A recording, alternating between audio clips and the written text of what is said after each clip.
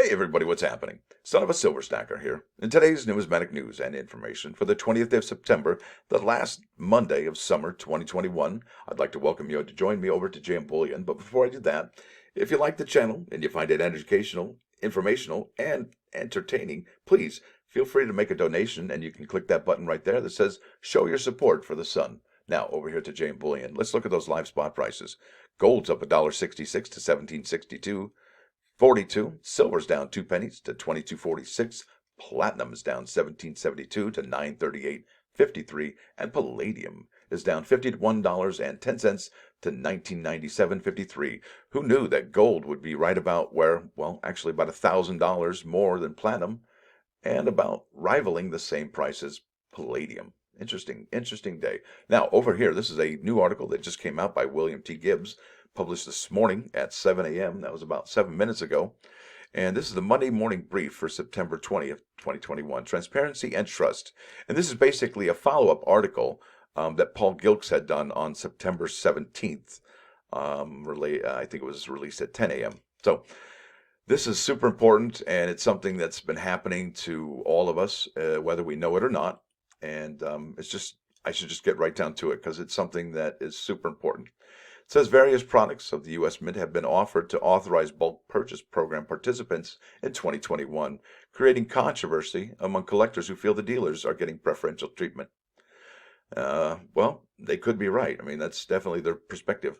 The United States Mint's rejection of our request for the identities of the 18 participants in the authorized bulk purchase program came as no surprise to the Coin World staff. We anticipated that Mint officials would reject our request filed under the Freedom of Information Act. We will continue to seek participants' identities because the collecting public has a right to know.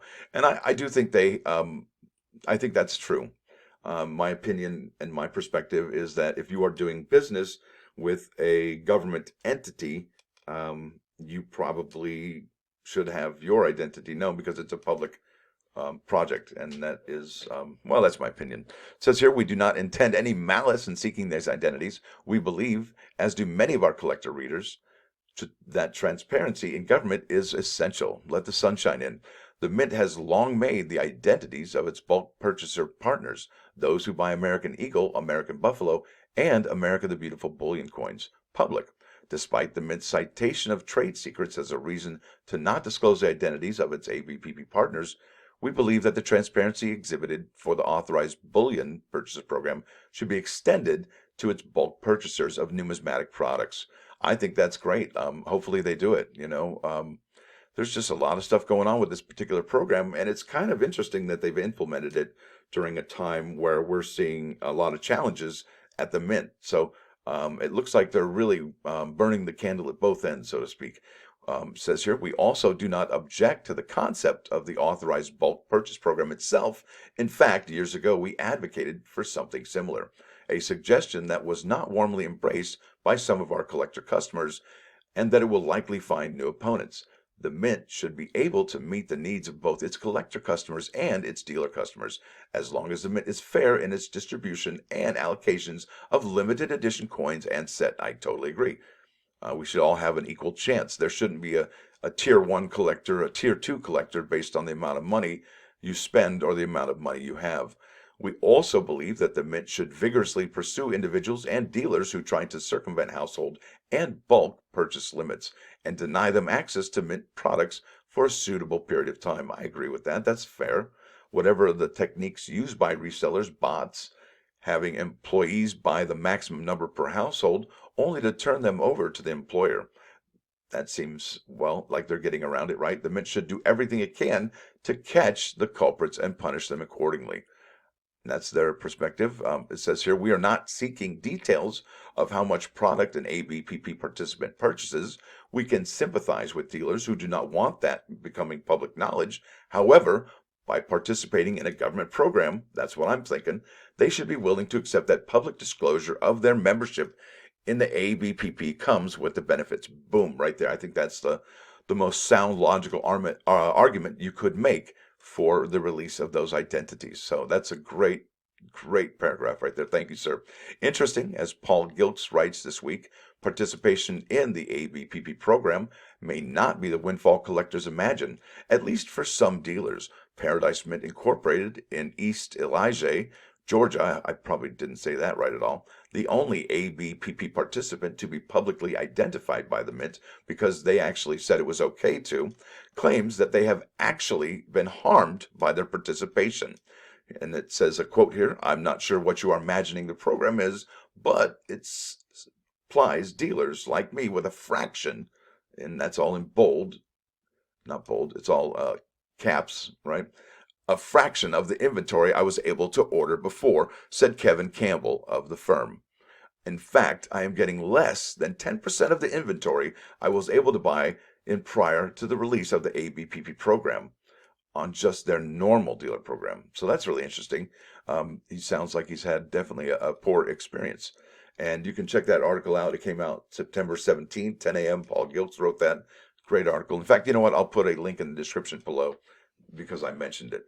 Now, it says here, with the lack of any public comment from Mint officials or other program participants, some collectors are imagining that all ABPP dealers are raking in profits while collectors go wanting. Now, that's what happens. The collectors, you and me and everybody else who's not part of that program, we see this. We don't have the information, so there's a vacuum there, and we fill that vacuum with our imagination of what could happening. And, that's not good because it's not an honest assessment of really what's happening, and it doesn't build trust. And like I said, let the sunshine in. We welcome comment from other authorized bulk purchase program participants addressing their experiences and responding to the many letters to the editor, guest commentaries, and editorials on the subject. So they are looking for your opinion and all kinds of stuff. And I think I have a couple listeners that might want to actually contribute to that. So it says here, collectors have voiced their views, and we would like to hear of your experiences in the current bulk program versus older similar programs. An open and honest conversation is better than pent-up collector dissatisfaction. Boom, they said it. And that's so true. You got to start the conversation, And if you don't have that conversation, there's that lack of information and a lack of transparency and trust. And regrettably, a lot of people are feeling that right now with the U.S. Mint. And they shouldn't be, a lot of people are feeling they shouldn't have a tier 1 dealer, a tier 2 dealer, or a tier 1 collector, a tier 2 collector. They should all have the equal access to U.S. Mint products. There it is. I tell you, there's a lot going on, and it's a really interesting year that they tried it this time around. And here's my +1, folks, and I don't mean to say too much jibber jabber, and I'll keep this. I'll keep it short and sweet, and it's kind of following up on the ABPP program. Is that no matter how awesome we are, and no matter how epic we are, and how many loving friends we have, we're not better than anybody else. Okay, we are on an equal footing, even if it's somebody who's not, in your opinion, living up to our standards, right? So let's not make it about us. They're going through their own thing, and we're all on equal footing here, hopefully. And we're here to lift each other up. So that's my +1. We are not better than anyone else. We are all the same, folks. Listen, I want to thank you all for watching. Thanks for dropping by. Don't forget to hit that like button. And if you do like what you're going to see, please subscribe to the channel. It's free. Son of a Silver Stacker, out.